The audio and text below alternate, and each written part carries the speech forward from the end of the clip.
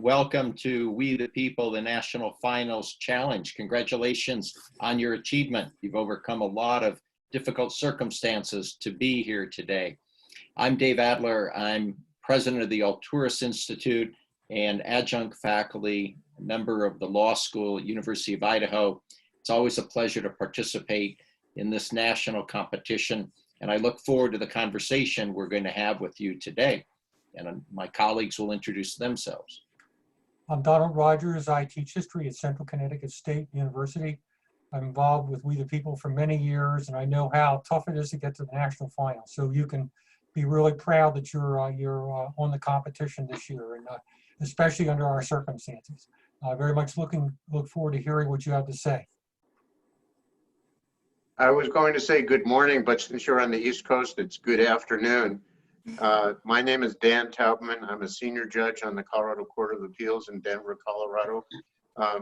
I too congratulate you for getting to participate in the National We the People Challenge. And I've also worked with We the People for a long time, and I know we all look forward to hearing your presentation now. Will you please introduce yourselves, your teacher, and tell us one thing you were doing before the coronavirus struck? Hi, my name is Emily Eaton. Our teacher is Robert DeSerbo. He works at the Academy for the Arts, Science, and Technology. There he is. Hi. And before all this started, we were preparing for nationals, getting ready to Washington, fundraising, talking to sponsors. It was exciting, and it still is. Hi, I'm Kathleen Boyle. My teachers as well, Robert DeSerbo. We're all from the same class in school. Before the coronavirus epidemic and quarantine, we were all preparing for nationals. We were emailing local law attorneys and everyone nearby, fundraising, everything, but yeah. Hi, my name's Alex Sobota. My teacher is also Robert DeSerbo. And yeah, we were all just fundraising as a class and as a unit just to make sure we could get there. Very good, thank you. Our question is from Unit 4, and we're addressing question number 3, which reads, Article 1, Section 4 of the Constitution provides that state legislatures can determine the times, place, and manner of holding election for senators and representatives, yet gives Congress the power to make or alter such regulations. What are the advantages and disadvantages of a uniform election process? And then, what responsibility do state legislatures, state election officials, and citizens have in maintaining free and fair elections? And what are the advantages and disadvantages of the trustee and delegate theories of representation as they apply to congressional districts? Please proceed. A uniform election process for senators and representatives offers the benefit of improved and consolidated communication to voters, creating a universally understood process while also expanding the career opportunities for election administrators. The potential downfalls of the approach include reduced flexibility for local administrations, the risk of monopoly for equipment suppliers, and increased vulnerability and scale of calamity if the only system in use were to be compromised. The need for a consistent, free, and fair election that is universally understood is essential to ensure voters have an equal capacity to practice their suffrage. The current fragmented process has weakened the integrity of the American election and allowed for interest group and the elite to initiate a discrete shift in political power away from the people. The availability of early voting is one major inconsistency that undermines the virtue of our election process as it currently functions.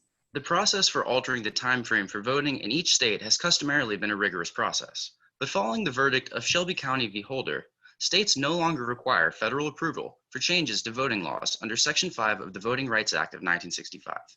The ruling spurred new restrictions on voter identification and the time frame for voting in 22 states. In 2019 alone, state legislatures introduced 688 bills involving changes to their voting policies. Many of the introduced bills, however, were intended to shape voting requirements in a way that caters to their party's voting tendencies. Early voting has been proven to increase the turnout for minority and low-income voters in particular, and these groups display significantly higher support for Democratic candidates than for Republicans, with 90% of African Americans, 77% of Asians, and 69% of Hispanics supporting Democratic candidates in the 2018 midterm election. It is the responsibility of the state legislators to accurately represent the wishes of their constituents and to serve as the final check against policies or actions that would limit suffrage of citizens. If the state legislature is Republican-led, however, it would be a logical assertion that the constituents are in favor of removing early voting practices. After all, if an individual cannot take the time to go to a polling station to cast their vote, how can they be trusted to inform themselves on the issues and stances of the candidates? State officials are tasked with ensuring that proper and orderly voting at polling stations and registering unregistered voters on Election Day. In the court case of Georgia Coalition for the People's Agenda v. Raffensperger, voters alleged that election officials closed or moved 300 polling places, creating a scene of confusion that prevented thousands of voters from exercising their suffrage and disproportionately impaired the ability of minority voters. Citizens are responsible for exercising their right to vote by showing up to the polls, as well as finding the time to inform themselves on the issues and stances of candidates up for election. In instances where their suffrage has been infringed upon, it is their duty to seek proper recourse through the courts and to ensure the guilty party is held accountable. Congressional representation most often operates under either the trustee theory of representation or the delegate theory of representation. The theory of representation allows elected officials to make decisions based on their own judgment and knowledge, with no required consideration of the wishes of their constituents or party allegiances. The trustee model is best exhibited by the actions of Republican Governor Arnold Schwarzenegger, who defined his party with the vindication that it is only acceptable to choose your country over your party. It is your duty.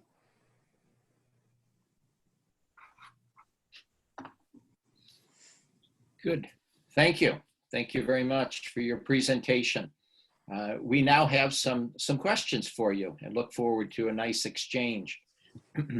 As you think about some of the concerns and the reasons and factors that led the framers of the Constitution to vest in Congress broad authority under Article 1, Section 4 to regulate state elections, are you convinced that Congress has exercised that authority sufficiently, and should it be willing to exercise it in our time, perhaps in light of the COVID virus? I feel that Congress has not used this ability to the extent that they should be, with states issuing different proclamations concerning voting as opposed to others. For example, we see states like Ohio who are issuing things where after a certain time, voters are no longer allowed to practice their suffrage if they fail to do so in one election. Furthermore, we have states such as Florida who are stopping felons from being allowed to vote, as opposed to their counterparts who may allow so. Therefore, we're seeing disproportionately people not being allowed to vote based on certain situations in different states. However, in a counter argument to my colleague, it is important that states hold on to their right to maintain how each individual in their state and citizens choose to vote. Recently, as of Friday, April 24th, 2020, we can see that New York Governor Andrew Cuomo and Kentucky Governor Andrew Beshear have issued executive orders to create voting via mail in the upcoming elections. This allows each state to decide based on the circumstances for their citizens on what is best suited for that time and period. Regarding certain instances, there are times where states take advantage of this and put in laws to disenfranchise individuals, such as California putting in laws for the mentally impaired to prevent them from voting and such forth. If we look historically in the United States, there have been many instances where disenfranchisement has been overturned over time via the Supreme Court or via Congress getting involved. However, it is left to the state to decide, and that is an important part of our federalistic type of government to provide for our citizens. I would like to assert that they've been using this power beyond their full extent. The fact that there was nearly 700 changes to voting policies in a single year suggests that they're using it to create a scene of confusion that limits minority votes and votes for people that are not as accurately informed on the most recent updates. Thank you. So you mentioned the Shelby County versus Holder decision. Could you elaborate on that and explain how that intervened in the the electoral process, and how that pertains to Article 1, Section 4. Article 1, Section 4 involved the requirement for state legislatures to get federal approval before they make changes, and it was designed mainly to serve with the Civil Rights Act 1965, because they didn't want states to be able to make these rapid changes that would discriminate against certain groups and limit their suffrage. But it was deemed that this was no longer necessary because it wasn't being done to the extent that it was then, and because equality has improved significantly since then. So they deemed that the states should have the right and the power to do this on their own. I would argue against my colleague in the right that in the last governor election for Georgia, as we mentioned, 300 polling places were closed or moved in the last minute. This disproportionately disenfranchised the minority voters who may not have access to this information, as well as the lower income who may not have internet access as to educate themselves on the changes. Therefore, I feel that with Congress not stepping in and with the Supreme Court having to make legislation upon it, it is therefore them putting their hands out of it. When talking to our state, one of our state court representatives, Justice Kay Hearn, she discussed that the Supreme Court even failing to make a decision was them inadvertently making one. So them allowing for these states to create these decisions is disproportionately allowing for this disenfranchisement. And it is extremely important for our government to set a precedent for the entire country. Anytime Congress would make a decision regarding such voting laws and rules, it would help states to follow by certain rule-by-rule instances in regards to voting. I'd like to ask you now about the constitutional amendments that deal with voting. Can you tell us what some of those amendments are and how they relate to Article 1, Section 4 of the Constitution? Well, if we look at, say, for instance, the 15th Amendment, which gave freed slaves the right to vote, it was never intended fully to give immigrants the right to vote. It was merely that one group of people. Therefore, I feel that if we're looking at it in the sense of Congress initiating it, we therefore had the consequences of poll taxes, and within South Carolina ourselves, in our Constitution, there is a clause that still allows for literacy tests, which had to be overturned within the Supreme Court.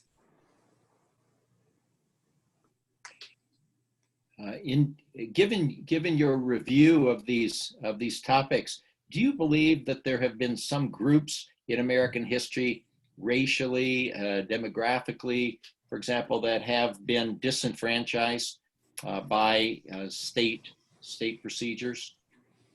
Absolutely. If we look at gerrymandering in many communities, there are poor communities of African Americans in certain cities, such as Philadelphia, that have been disenfranchised due to gerrymandering.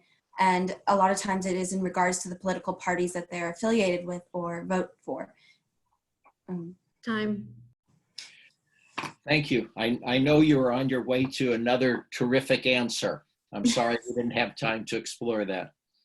So I want to say that I really appreciate your presentation, and we'll each offer some comments. I thought you did a very good job. I appreciate the organization of your presentation, and I like the very well balanced responses to our questions.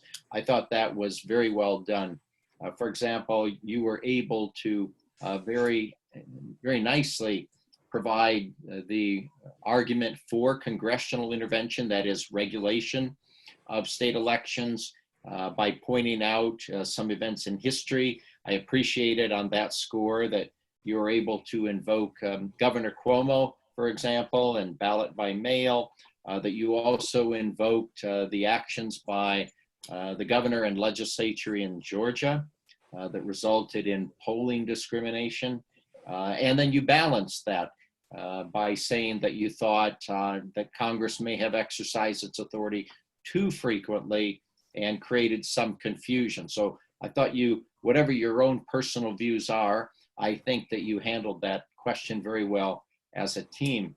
I also liked your discussion of the uniformity concerns, the concerns about uniformity, and you made a nice point that elections have in many ways been fragmented in recent years, and power has shifted from the people to elites and interest groups. That was a nice nuanced point that we have not heard, but I think it's true.